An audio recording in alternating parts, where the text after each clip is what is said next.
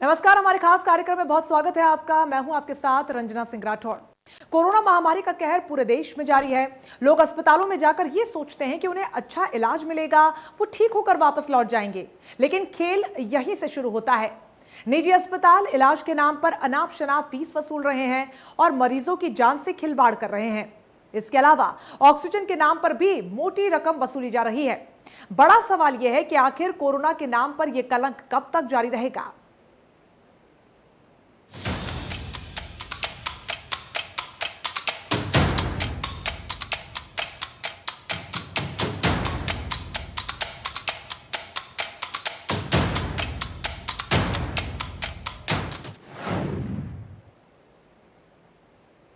लखनऊ के जिला प्रभारी डीएम रोशन जैकब द्वारा राजधानी के मैक्सवेल, जेपी और देवीना हॉस्पिटल पर अधिक वसूली के आरोप में नोटिस दिया गया था। सीएमओ के नोटिस देने के बाद कई दिन बीत गए, हॉस्पिटल पर एफआईआर दर्ज नहीं की गई। जिला प्रभारी रोशन जैकब ने औचक निरीक्षण के बाद तमाम अनियमितताओं को पकड़ा था। कोरोना काल में लोगों को राहत देने के लिए सरकार ने सरकारी के साथ साथ प्राइवेट अस्पतालों में भी लोगों के मुफ्त इलाज की व्यवस्था की है। लेकिन निजी अस्पताल इलाज के नाम पर लोगों से मनमानी फीस वसूल रहे हैं। लखनऊ में डीएम के निरीक्षण के बाद अस्पतालों को लेकर तमाम खामियां पाई गई। अस्पताल आपदा में अवसर तलाश रहे हैं। एक दिन में मरीजों से 1 लाख से भी ज्यादा का बिल वसूला जा रहा है। लखनऊ में जेपी, देवीना और मैक्सवेल अस्पताल के नाम सामने आए हैं और उनके खिलाफ केस भी दर्ज कर लिया गया है।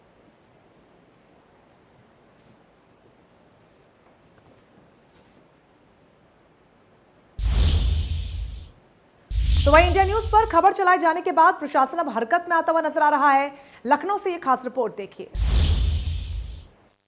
लखनऊ में कोरोना मरीजों से मनमाफिक पैसे वसूलने वाले 3 अस्पताल, मैक्सवेल अस्पताल, जेपी अस्पताल और देवीना अस्पताल पर आखिरकार रोशन जैकब ने आज एक बड़ी कार्रवाई की है। और ये कार्रवाई तब संभव हो पाई जब रोशन जैकब ने लखनऊ को, सीएमओ को सीधे नोटिस पकड़ाई। यदि इनके अस्पतालों पे कार्रवाई नहीं होती है तो जाहिर सी बात है एक बड़े संकेत उन्होंने सीएमओ को दिया, कार्रवाई आप पे भी तय होगी। उसके चलते आज लखनऊ में इन तीनों अस्पतालों के खिलाफ एफआईआर दर्ज हुई है मनमाफिक पैसे वसूली को लेके। पिछले कई दिन पहले आखिरकार यहाँ पे शिकायतें आई थी कि दवा के नाम से 1,10,000 रुपये, ऑक्सीजन के नाम से 87,000 रुपये वसूले गए, जिसके चलते रोशन जैकब ने इन अस्पतालों का निरीक्षण किया था और उनमें कमी पाई जाने के बाद एफआईआर के आदेश दिए थे। और वो आज एफआईआर फिलहाल लखनऊ में इन तीनों अस्पतालों पे हो चुकी हैं, जिससे एक अन्य अस्पतालों पे भी एक भय होगा, मैसेज जाएगा और इस प्रकार के मनमाफिक पैसे वसूलने से जनता बच सकती है। वीडियो जर्नलिस्ट संस्कार मिश्रा के साथ अभिषेक सिंह, इंडिया न्यूज, लखनऊ, उत्तर प्रदेश। तो वर्तमान समय में कोरोना बीमारी से निपटने के लिए जहां शासन द्वारा सभी उपाय किए जा रहे हैं, तो वहीं कुछ लोग इस आपदा के समय में भी जीवन रक्षक औषधियों, ऑक्सीजन सिलेंडरों तथा चिकित्सीय उपकरणों की कालाबाजारी कर रहे हैं। ADG law and order Prashant Kumar ने कहा कि सूबे की पुलिस ऐसे लोगों के खिलाफ कड़ी कार्रवाई कर रही है। कोरोना, कालाबाजारी और कलंक के बीच जो तस्वीरें सामने आ रही हैं वो अपने आप में बेहद गंभीर। अब तक कुल 160 व्यक्तियों को गिरफ्तार करते हुए 1256 जीवन रक्षक injection, 1350 oxygen cylinder, 18 oxygen concentrator, 844 oximeter, 5 oxygen regulator, 9 oxygen flowmeter तथा अन्य उपकरणों एवं वाहनों सहित कालाबाजारी से प्राप्त 62,70,770 रुपये बरामद किए गए हैं। सभी जनपदों के पुलिस प्रमुखों को स्पष्ट निर्देश दिए गए हैं कि ऐसे सभी अपराधियों को जो कालाबाजारी करते गिरफ्तार किए गए हैं उनके विरुद्ध परीक्षणोपरांत एनएसए एवं गैंगस्टर की कार्रवाई करें तथा इनके द्वारा यदि अवैध तरीके से अर्जित संपत्ति एकत्र की गई है तो उनकी जब्ती की भी कार्रवाई सुनिश्चित करें। एक तरफ जहां पर पूरा देश और प्रदेश कोरोना वायरस की मार झेल रहा है, तो वहीं दूसरी तरफ प्राइवेट हॉस्पिटलों की अपनी मनमानी लगातार जारी है। गंभीर हालात में पहले तो पेशेंट्स एडमिट होता है, फिर उसका इलाज शुरू होता है। महेश की 1 दिन के बाद की अस्पताल में मौत हो जाती है। अब सवाल यह है कि जब मौत हुई थी तो मरीज की अंगूठियां और कीमती सामान कौन ले गया? इसके बाद भी अस्पताल की मनमानी देखिए। मौत के बाद मरीज के परिजन से 60,000 रुपए वसूल लिए, जबकि कोविड प्रोटोकॉल के नियम हैं कि जिसके तहत राशि तय की गई थी, जिससे कि कई गुना ज्यादा बढ़कर अस्पताल ने मौत के बाद भी पैसा वसूला। पेशेंट के मौत के बाद भी उसके परिवार को कैसे तिल तिल मारा जाता है, ये तस्वीर दिखाने के लिए मैं इस समय मौजूद हूँ राजधानी लखनऊ के मैक्सवेल हॉस्पिटल में। आपको बता दें कि अमित गुप्ता नामक एक पेशेंट को यहाँ 12 तारीख को एडमिट किया जाता है। उसके बाद 14 तारीख को उसकी मौत हो जाती है। उसके परिजन वालों को सुबह बताया जाता है कि आपके पेशेंट की मौत हो गई, फिलहाल आप आके बॉडी को ले लीजिए। जब उनके परिवार वाले यहाँ पहुँचते हैं तो देखते हैं कि उनके हाथ में जो सोने का कड़ा था, उनके हाथ में जो अंगूठियाँ थी, वो पूरी तरीके से गायब थी। जिसके बाद जो पीड़ित लोग हैं वो हॉस्पिटल से बात करते हैं तो हॉस्पिटल सीधे तौर पे मना कर देते हैं कि नहीं, इनके पास कुछ नहीं था। उसके बाद जब सीसीटीवी की बात कही जाती है तो सीधे तौर पे बताया जाता है कि हमारे पास कोई ऐसा रिकॉर्ड नहीं है और सीसीटीवी में जो रिकॉर्ड है वो हम नहीं दिखाते। जिसके बाद पीड़ित परिवार कैसे भी करके पहले तो उसका दाह संस्कार कराते हैं, उसके बाद पीड़ित परिवार राजधानी लखनऊ के चिन्हट थाने पर तहरीर देने के लिए पहुंचते हैं। अब सबसे बड़ा महत्वपूर्ण सवाल है कि योगी सरकार की तरफ से, लखनऊ डीएम की तरफ से तमाम सारे नियम बनाए गए, तमाम सारे प्रोटोकॉल बनाए गए। 2 दिन में महज 60,000 रुपये तक लिया गया और लगभग 3.5 लाख का सोने का जेवरात गायब कर दिया गया। तो आखिरकार इस तरह हॉस्पिटल की मनमानी कब तक चलेगी और आखिर आने वाले समय में इस पर क्या कार्रवाई की जाएगी, ये आने वाला वक्त ही बताएगा। राजधानी लखनऊ से हरिओम के साथ पंकज मंडल, इंडिया न्यूज। तो वहीं वाराणसी में भी कालाबाजारी जोरों पर है। हालांकि इसको लेकर प्रशासन बेहद सख्त है। वाराणसी से इस खास रिपोर्ट को देखिए। कोरोना संक्रमण के दौरान सरकार तमाम नकेल कसी प्राइवेट अस्पतालों पे, लोगों पे और भी अन्य संस्थाओं पे, लेकिन बावजूद उसके जो डॉक्टर्स हैं, जो प्राइवेट नर्सिंग होम हैं, वो चूके नहीं अपने काम से करने के लिए। बात यदि हम बनारस की करें तो निश्चित तौर पे बनारस पे डीएम ने एक आदेश जारी किया, एक नोटिस दिया चिकित्सकों को कि वो अपने रेट को सार्वजनिक करें कि उनको कितने पैसे लिए जाएंगे और किस मरीज को क्या सुविधा प्रदान की जाएगी। लेकिन नतीजा अभी तक सिफर रहा है। सबसे बड़ी बात जो सामने आई वो ये भी कहा जा सकता है कि ये जो निजी चिकित्सालय वाले हैं, प्राइवेट डॉक्टर्स हैं, ये किसी भी ढंग से सरकार को अपने ऊपर लगाम लगा देने के लिए तैयार शायद नहीं दिख रहे हैं। यही कारण है कि तमाम सख्ती और नोटिस के बावजूद न ही वो रेट अपना कम कर रहे हैं और न ही सरकारी जवाब या ये कहा जाए कि प्रशासनिक जवाब देने की जहमत उठा रहे हैं। अभिषेक के साथ संतोष ओझा, इंडिया न्यूज, वाराणसी। तो वहीं प्रयागराज में कालाबाजारी को लेकर प्रशासन सख्त है। इंडिया न्यूज के सहयोगी संदीप तिवारी की इस रिपोर्ट को देखिए। एक तरफ जहां पूरा देश कोरोना महामारी से लड़ने की कोशिश कर रहा है, लोग अपनी जानें गंवा रहे हैं और कई ऐसे स्थान हैं जहां पर स्वास्थ्य व्यवस्थाएं पूरी तरीके से चरमराई हुई हैं, लोगों को सही से इलाज नहीं मिल रहा है, जिस कारण भी उनकी मौतें हो रही। वहीं कुछ ऐसे भी लोग हैं जो आपदा में अवसर तलाश कर ब्लैक मार्केटिंग कर रहे हैं। प्रयागराज में भी ऐसे लोग पकड़े गए हैं।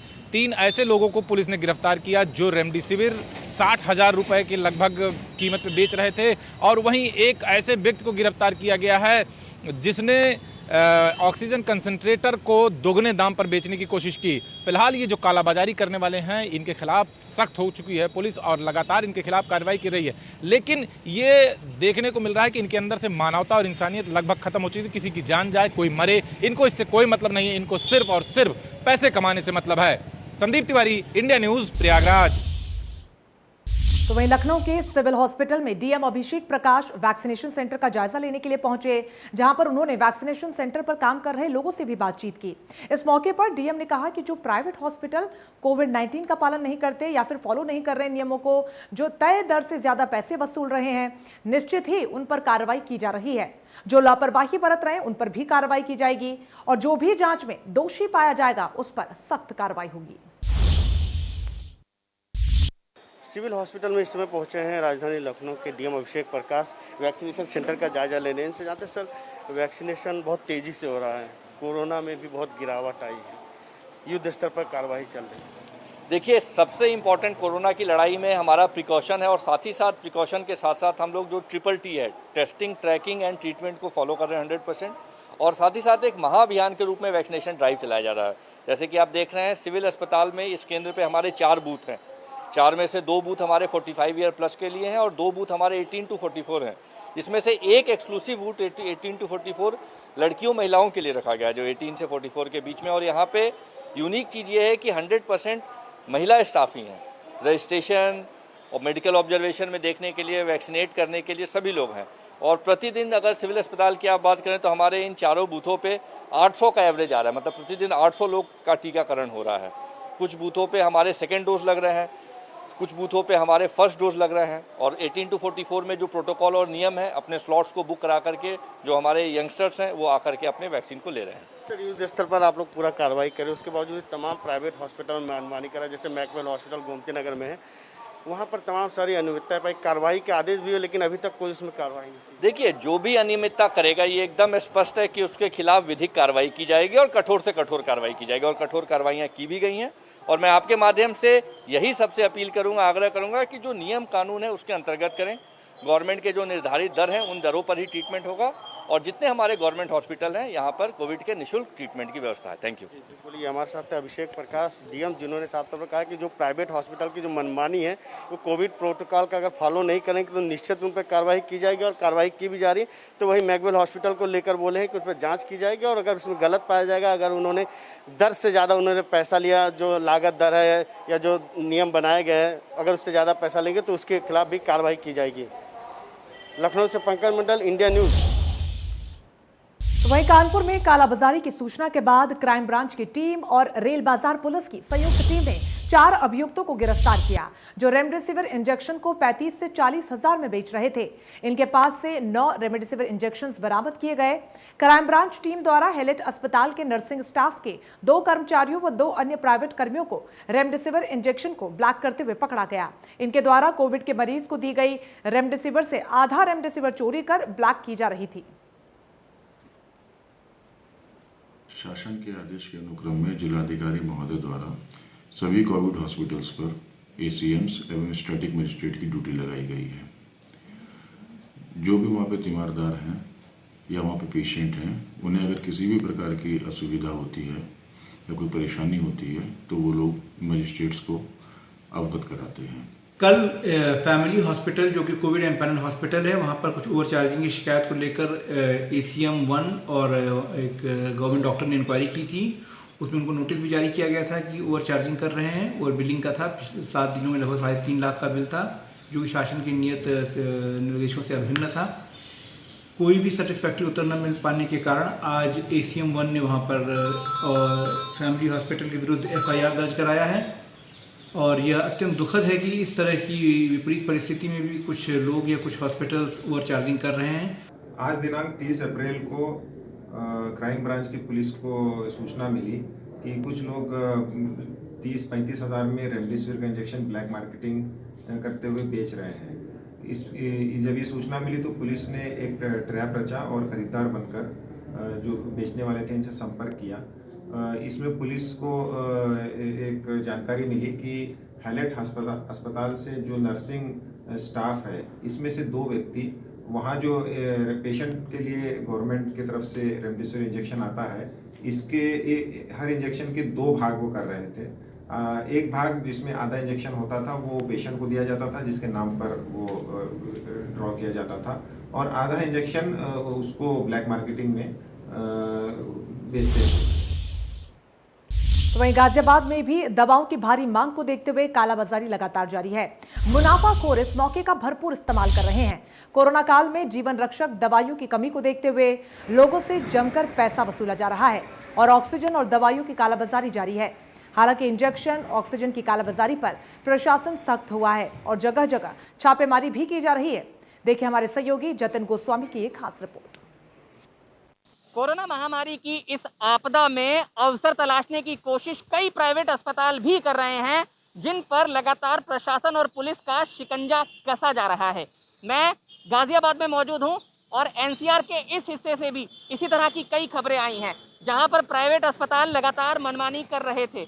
ऐसे कई अस्पतालों का प्रशासन और पुलिस ने औचक निरीक्षण किया है, जहां पर रेमडेसिविर इंजेक्शन उपलब्ध होने के बावजूद उसे बाहर से लाने के लिए मरीज के परिवार को परेशान किया जा रहा था। इसके अलावा ऐसे भी अस्पताल पाए गए हैं जहां पर ऑक्सीजन बेड उपलब्ध थे, लेकिन मरीज के परिवारों को वो नहीं दिए जा रहे थे। तो कुल मिलाकर ऐसे दर्जन भर अस्पतालों का औचक निरीक्षण हुआ, जिसमें से 5 अस्पतालों पर कार्रवाई के लिए शासन को संस्तुति भेजी गई है। वहीं विजयनगर के एक अस्पताल पर 1 लाख रुपए का जुर्माना भी बीते दिनों लगाया गया है। कुल मिलाकर 10 दिनों में ये बड़ी कार्रवाइयां हुई हैं और ये साफ तौर पर चेता दिया गया है कि अगर कोई भी प्राइवेट अस्पताल इस आपदा में मनमानी करेगा और मरीज के परिवार को परेशान करेगा तो उस पर सख्त कार्रवाई होगी। इसके लिए बाकायदा टीम भी बनाई गई है। एसपी देहात ईरज राजा इस पूरे मामले की निगरानी कर रहे हैं और एक हेल्पलाइन नंबर भी जारी किया गया है, जिसकी जानकारी ट्विटर पर गाजियाबाद पुलिस ने शेयर की है। तो कुल मिलाकर ये स्थिति है और ये साफ कर दिया गया है कि कोई भी अस्पताल मनमानी करने की कोशिश ना करे। गाजियाबाद में कैमरामैन नितिन के साथ जतिन गोस्वामी, इंडिया।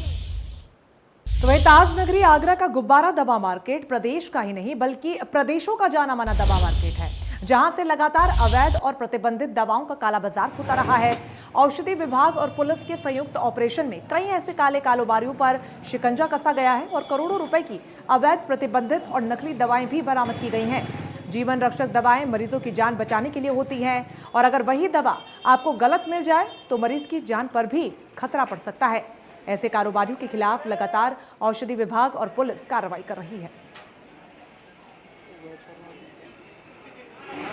ताज नगरी आगरा में दवा के काले कारोबारी लगातार सक्रिय हैं। कई बार छापामार कार्रवाई करते हुए कहीं ना कहीं करोड़ों की अवैध और जो नकली दवाइयाँ वो पकड़ी गई। सबसे बड़ी बात है जिस प्रकार से लगातार कार्रवाइयाँ हुई उससे कहीं ना कहीं इन दवाओं पर रोक जरूर लगी। रेमडेसिविर इंजेक्शन की सामने बात आई कि कहीं ना कहीं कालाबाजारी हो रही है, तो डीएम आगरा प्रभु नारायण सिंह ने अपने हाथ में पूरी कमांड ले ली। तो जिस प्रकार से लगातार जो काला कारोबारी लगातार इस प्रकार की दवाइयों को बेचते हैं, बाहर कई प्रदेशों में ये दवाइयाँ जाती हैं। सबसे बड़ी बात है कि इस समय हम आगरा के जो फौरा मार्केट है, ये हिंदुस्तान में एक विशेष जगह रखता है। ये मार्केट जहां हम खड़े हुए हैं तो लगातार जिस प्रकार से कार्रवाइयाँ हुई हैं, कई लोगों को गिरफ्तार किया गया और करोड़ों रुपए की ये दवाइयाँ पकड़ी गई हैं। Sanjay Singh, India news, Agra. इस समय आगरा के फव्वारा दवा मार्केट में ये उत्तर प्रदेश का ही नहीं देश का जाना माना दवा बाजार है। लगातार जिस प्रकार से पिछले कुछ हफ्तों में, कुछ महीनों में जो कार्रवाइयाँ हुई हैं, करोड़ों रुपए की अवैध और नकली दवाइयाँ से पकड़ी गई हैं, कई लोग गिरफ्तार भी हुए हैं। तो कहीं ना कहीं जिस प्रकार से जो अवैध कारोबार चल रहा है दवाओं का, जो जीवन रक्षक दवाएं, कहीं ना कहीं लोग अपनी जान बचाने के लिए इन दवाओं को खरीदते हैं और ये दवाइयाँ डुप्लीकेट मिलती हैं तो कहीं ना कहीं लोगों को जीवन को खतरा भी होता है। तो हमारे साथ कुछ दुकानदार भी उनसे बात करते हैं कि जिस प्रकार से कार्रवाइयाँ हुई हैं इनके व्यवसाय पर क्या असर पड़ता है? सर, क्या असर पड़ता है इन पूरी चीज़ों को लेकर? असर तो बहुत पड़ रहा है हमारे दवाई बाजार में भी। कई जगह कालाबाजारी चल रही है, कई जगह कालाबाजारी हो रही है, उससे इफेक्ट पड़ रहा है दवाई बाजार में भी। दवाई बाजार में भी बहुत ज़्यादा छापेमारी होती है, कहीं कुछ होता है, कहते हैं यहाँ भी कालाबाजारी हो रही है, यहाँ भी अच्छी चीज़ वो हो रहा है। आप क्या चाहते हैं, ऐसे लोगों के खिलाफ कितनी कड़ी कार्रवाई होनी चाहिए? सर, कार्रवाई तो अच्छी होनी चाहिए, जिसको कि औरों के चक्कर हमारे व्यापार भी बहुत इफेक्ट पड़ता है। औरों के चक्कर हमें भी गलत समझा जाता है कि हम भी गलत कर रहे हैं, पर गलत करता और कोई है पर नाम हमारा खराब होता है। इसलिए सरकार से निवेदन ये रहता है कि जो गलत काम कर रहे हैं उन पर कड़ी से कड़ी कार्रवाई करनी चाहिए। तो पिछले कुछ दिनों में जो अवैध काला बाजार शुरू हुआ दवाइयों, कहीं ना कहीं जो इंजेक्शन थे जो उत्तर प्रदेश में नहीं कई प्रदेशों में यहाँ से सप्लाई किए जा रहे थे, तो जिस प्रकार से औषधि विभाग और पुलिस विभाग ने संयुक्त रूप से कार्रवाई कर उनको गिरफ्तार किया है, करोड़ों रुपए की अवैध और नकली दवाइयाँ भी बरामद की हैं। तो कहीं ना कहीं जो व्यवसाय है इस व्यवसाय पर अंकुश कैसे लगेगा ये सोचने वाली बात है। Sanjay Singh, India news, Agra. इसी के साथ फिलहाल के लिए इस खास कार्यक्रम में बस इतना ही, लेकिन लगातार बड़ी खबरों के लिए आप बने रहिए हमारे साथ। नमस्कार।